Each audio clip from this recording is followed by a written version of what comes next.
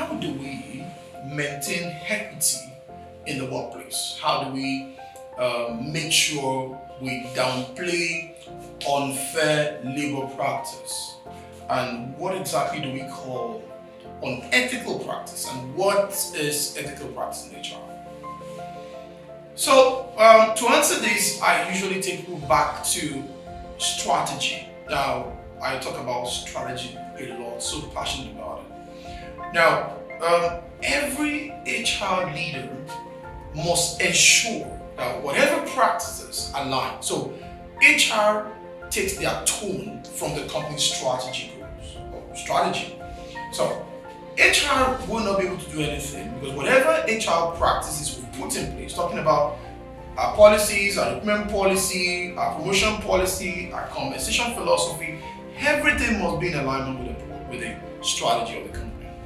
So if that is done, we must make sure that our employees, they are aware of our policies.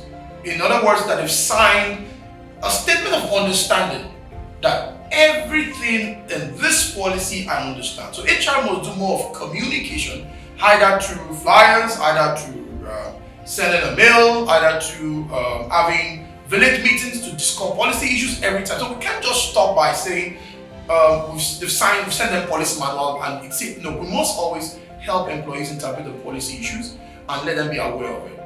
Now, if all these things are being done, we must ensure that whatever we're going to do, all decisions around the employees must be in alignment with the elements, with the provisions in the employee handbook. And that's what I call being fair. You know, we must just ensure that whatever we're doing, we're not illegal and we are not having, there's no cultural conflict. If that is settled, then we must ensure that whatever we're doing is in alignment with the policy, with the policy, with the practices, and we use the one size for everyone. Okay, so that means there's a practice, a culture.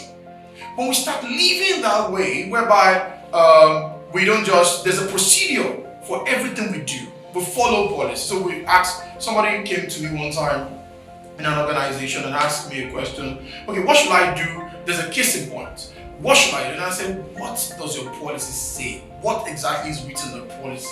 That's what you should do. Now, if probably you want to change it, then you must be ready to, you must be careful. It's possible that you're about to trigger what I call implied contract. You're trying to stir up something different that you should not stir up. So, you must make sure for ethical practice to be, for us to be ethical, we must make sure whatever we do aligns with the policy manual, aligns with what we say, and we should use one size fits all when it comes to policy issue. And that's the rule of law. Everybody is equal under the law, and with that, employees will know that it's a culture issue. It's not about individualism. You don't treat things. There's something we call, according to trumpeters, we call something particularis culture and specific culture. Now we want to make sure that we're universal in our decision. Everything we do, it's one size fits all. And the one size is what is written in the policy, and we don't want to break it.